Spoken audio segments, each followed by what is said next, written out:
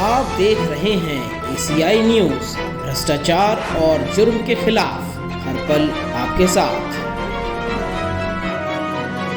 नमस्कार, मैं मोन्टू राजा, anti corruption India से स्वागत है आपका।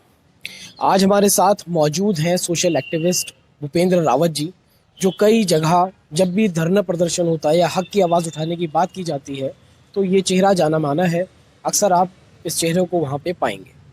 तो इसी सिलसिले में जो आज का मुद्दा है वो 2002 में जो गुजरात में दंगे हुए थे और उस दौरान जो लोग मरे थे, उसी में एक नाम शामिल है एहसास जाफरी का, जिनकी पत्नी ने सुप्रीम कोर्ट ने याचिका दी है। और उस याचिका पे क्या कुछ विचार रखते हैं भूपेंद्र जी, ये जानेंगे।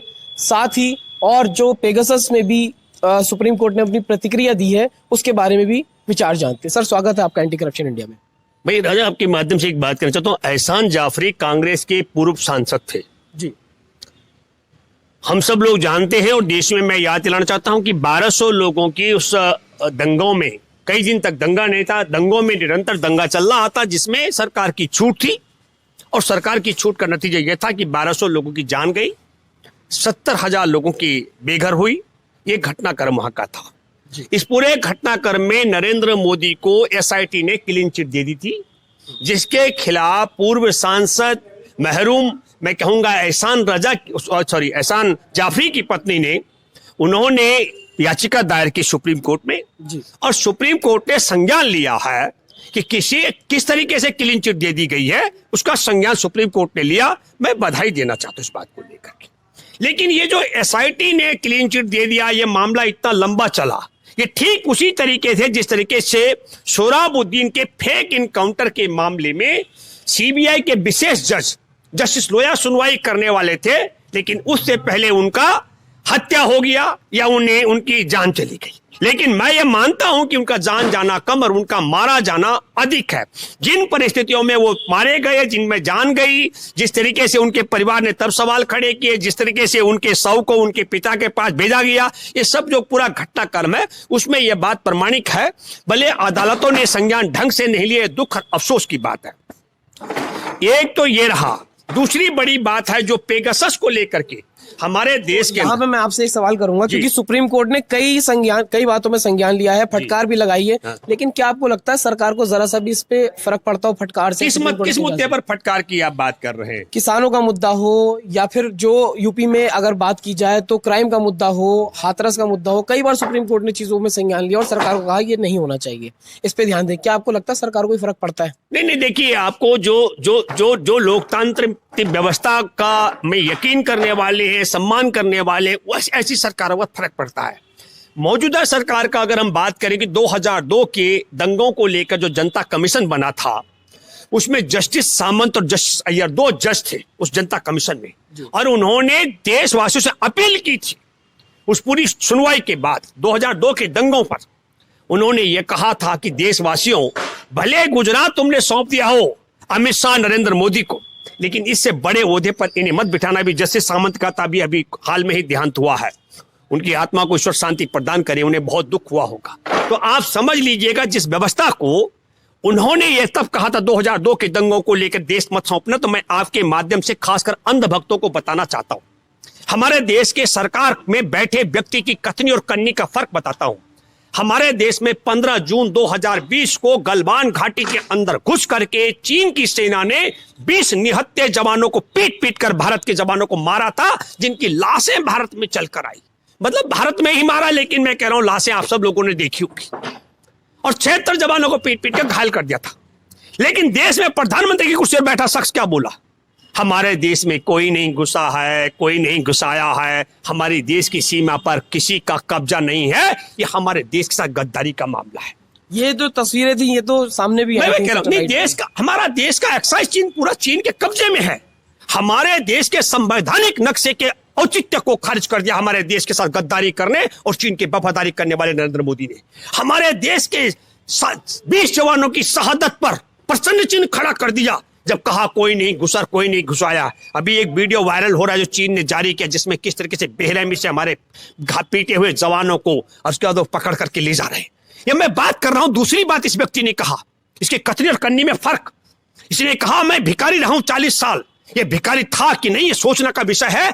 भारत में एक व्यक्ति ऐसा नहीं है जिसने किसी चौराहे पर भीख मांगते हुए देखा हो, पर इस शख्स ने हमारे देश को भिखारी बना दिया। हमारे देश का किसान सड़कों पर है, बेरोजगार सड़कों पर है, हमारे देश का व्यापारी उद्यमी आत्महत्या कर रहा है, देश में त्राही त्राही माम है, पैसा के लिए तरस रही है जनता। लेकिन देखिए कितना विचित्र स्थिति है।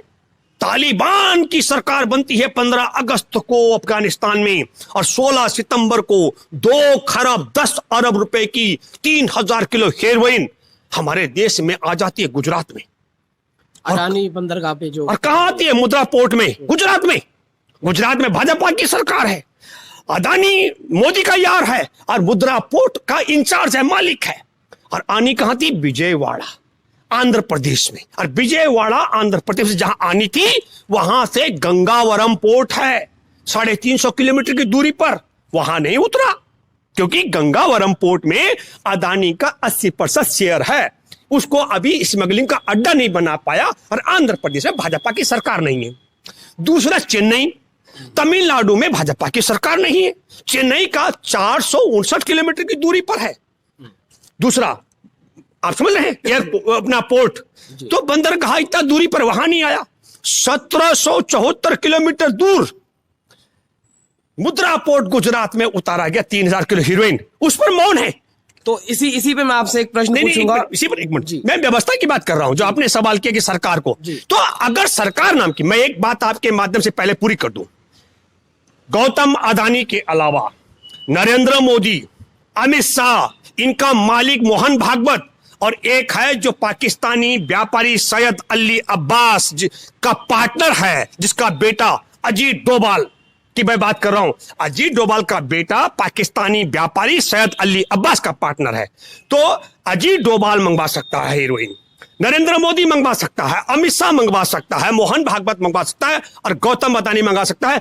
2 खरब 10 अरब रुपए की हीरोइन मंगाने का और किसी की बाप की ताकत नहीं है, वो भी तालिबानियों से। तो आपको समझना चाहिए, ये मैंने बताया, क्या इस पर ये मुंह खोल रहे हैं? लेकिन नहीं। शाहरुख खान का बेटा, उसको पार्टी में बुलाया गया, उसके दोस्त के पैर में, जूते में 5 ग्राम गांजा निकला, उसकी जमानत के लाले पड़ गए। अरे गौतम अडानी नरेंद्र मोदी का यार है, तो उसको नहीं पूछा जा रहा जिसके यहां 3000 किलो हीरोइन पकड़ी गई, उससे पूछताछ नहीं हो रही है। पर किसी के जूते में अगर 5 ग्राम गांजा पकड़ा गया तो शाहरुख खान के बेटे को जमानत नहीं हो रही है। अदालतें भी बड़ी विचित्र है। और एक मिनट, और जिसने पकड़ाया वो पेशेवर है।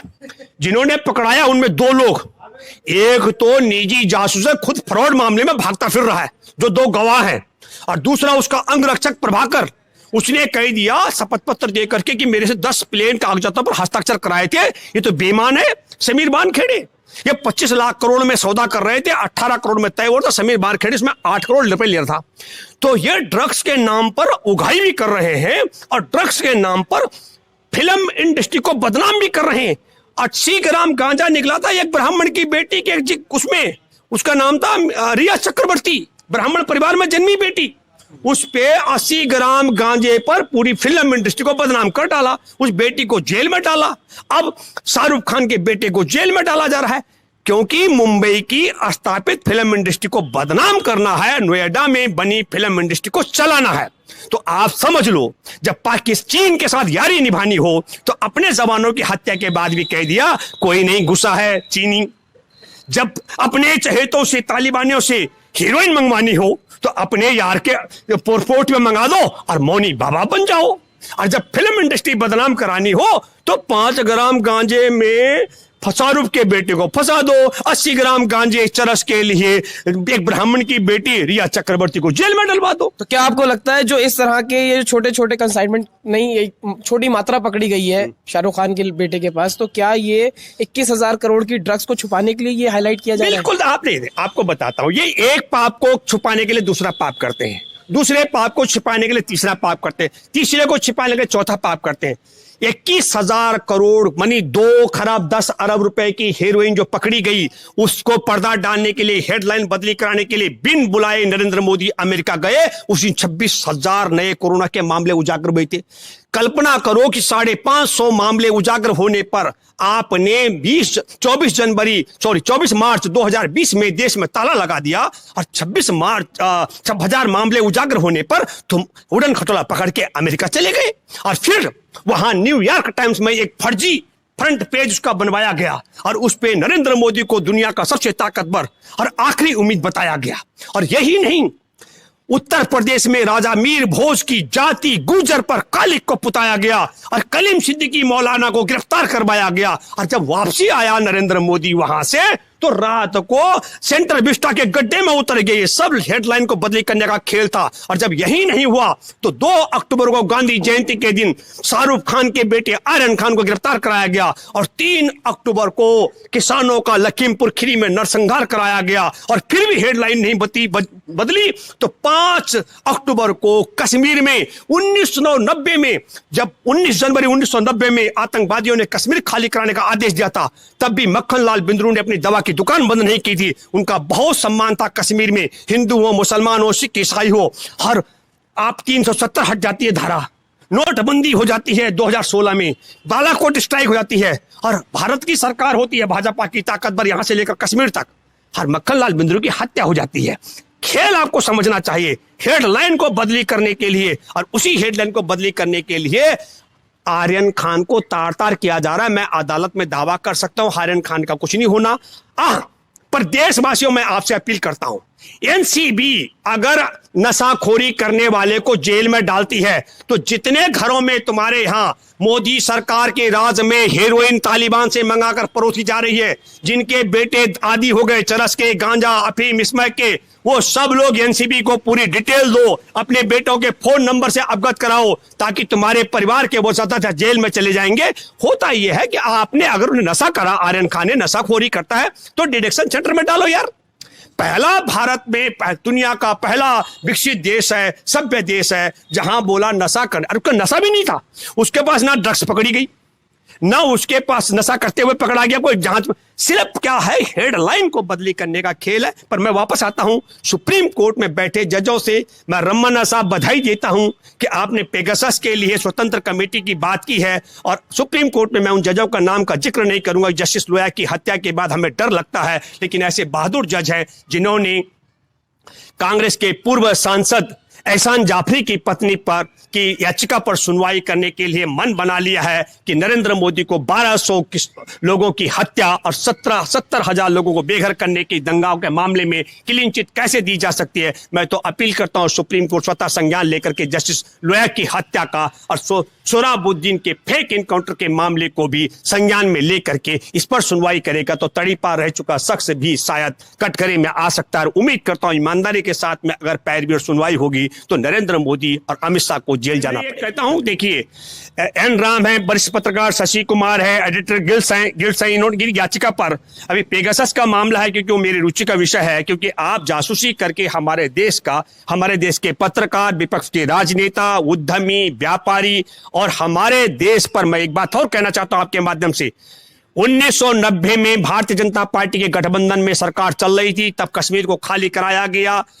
1999 में जब तालिबान की सरकार थी अफगानिस्तान में, भारत में भाजपा की, तब मसूद अजहर जैसे आतंकियों को भारत की जेल से कंधार से पाकिस्तान पहुंचाया गया। और 2021 में वहां तालिबान की जब सरकार बन जाती है तो वहां से 3000 किलो हेरोइन मंगाई जाती है अफगानिस्तान से, और कश्मीर में मक्खनलाल बिंद्रू की हत्या कराई जाती है। मैं दावे के साथ मैं कह सकता हूं, गंभीरता के साथ में, आरएसएस के परिवार के तालिबानी और आरएसएस के परिवार के हमारे देश में आतंकवादी, दुनिया के आतंकवादी, इनके इच्छाधारी नाग हैं। इनके इशारे पर फन उठाते हैं, इनके इशारे पर हत्या करते हैं, इनके इशारे पर बम चलाते हैं, इनके इशारे पर दंगे कराते हैं। ये मैं दावे से कहता हूं, इनके ही आदेश पर स्मगलिंग का काम करते हैं, पहुंचाते हैं।